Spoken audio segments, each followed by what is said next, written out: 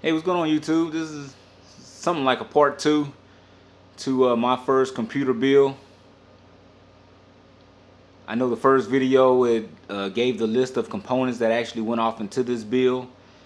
I did have a bunch of videos showing the actual build, but you know, you see one PC build, you've seen them all. It's nothing, you know, it's nothing extravagant after you've seen a couple PC builds or whatever. It's all the same. I just got in depth into the build, and instead of filming everything, I kind of cut the camera off and went directly off to actually getting this thing done.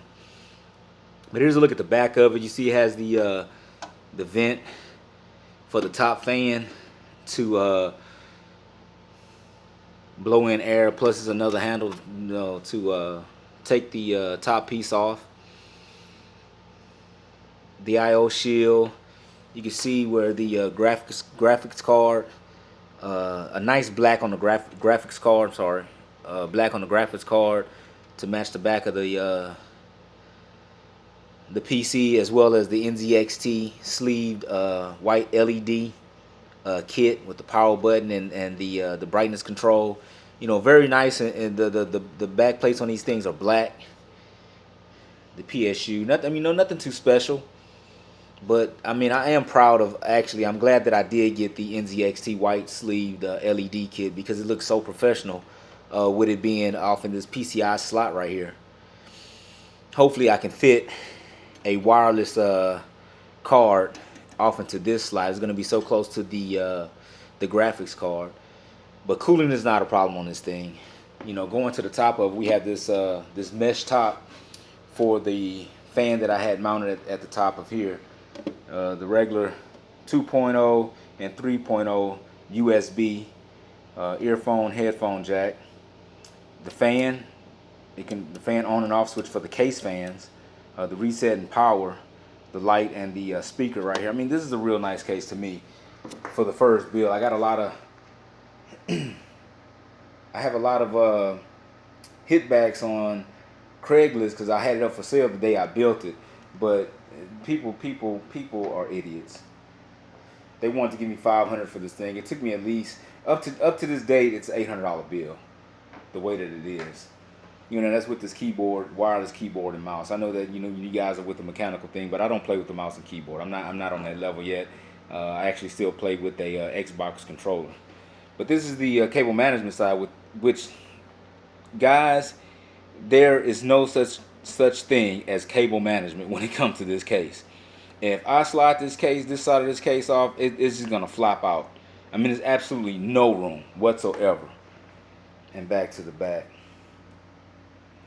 But this is, you know, for my first build, I'm very proud of this build. I'm gonna open this thing up to let y'all see the components that that's actually off in here. And like I said, I went for the black and white build. The case actually came with two blue clear LED fans, and I was gonna do a black, white, and blue build, but it got so cheesy that I kind of took those fans out and I put in some Fantex and some Oxeon, but they're made by Fantech as well. Fans in here to complement this black, to complete and complement this black and white build. It did come with a tinted window, which at first, you know, I was kind of like thrown off a little bit about it. I wish it was a clear window, but it definitely gives a dramatic effect when you turn it on and the white LED kit works, and it lights up the interior of the case. So I'm gonna do that right now. I'm gonna go ahead and power it up, let y'all see that how the white LED sleeve kit from NZXT actually looks. It really does this case real nice. So let's go ahead and power it up.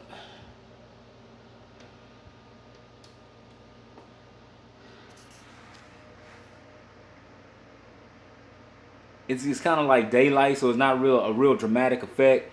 But the button that's in the back right here, it controls the light. You can the brightness on here you can control, as well as the power button. And I hate that this I'm using the phone to actually do this. But you can push the button, turn the light kit off, push it, and it'll turn it on. Or better yet, this is off, and then on. At nighttime, you know, it's pointed toward the sun as well, so you really can't just, you know, appreciate. And then this light is on this phone as well. But let's open it up and let's take a look at some of the components that I installed on here.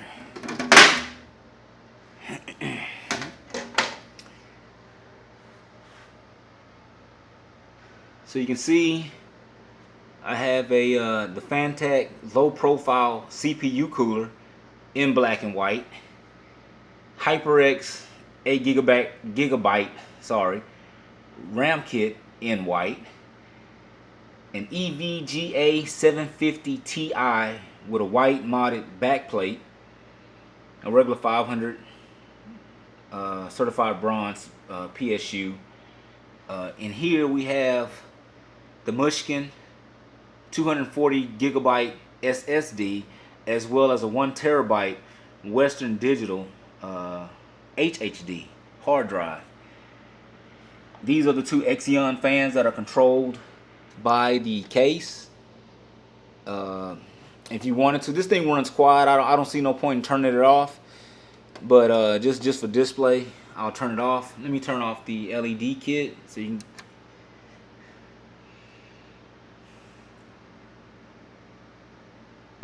I'm very happy with this build. I'm really happy with this build, but I can already see myself having that gamer PC disease of upgrade. And the one thing that I think I did a real good job on this build, this card only pulls power from the PCI slot. It's not a very powerful card, and right now on Newegg this thing is like 119 bucks. So if you're looking to build a budget PC for under 500 bucks, this is definitely the graphics card that you want to go with. You can go with a 960 as well, because if I was thinking, that's probably what I would have gotten. And the only thing that is different between the 750 Ti and the 960 is the 960 maintains higher frame rates on a regular basis. I can get 45 to 60 and above frame rates with the 750 Ti, depending on what map, because I only play Battlefield, depending on, you know, how bad the intense the action is. And it does a great job. It's playable. It's very playable. But going into this again, yes, I would have got the GTX 960. But if you're trying to get in and you want decent frame rates, I play on Ultra. I play with VSync on Ultra, anti-aliasing. Everything is on this card. If I drop it down to medium with all that stuff on, I get a consistent 50 to 60 frames per second. So this is definitely a good card if you're trying to sit here and do a budget build.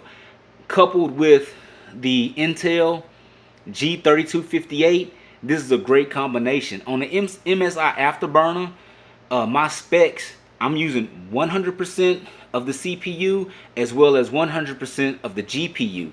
So both of these things are maxed out. You know, they're doing their job efficiently, and this is a complement to each other. The G3258 and the 750 Ti definitely works together when it comes to gaming.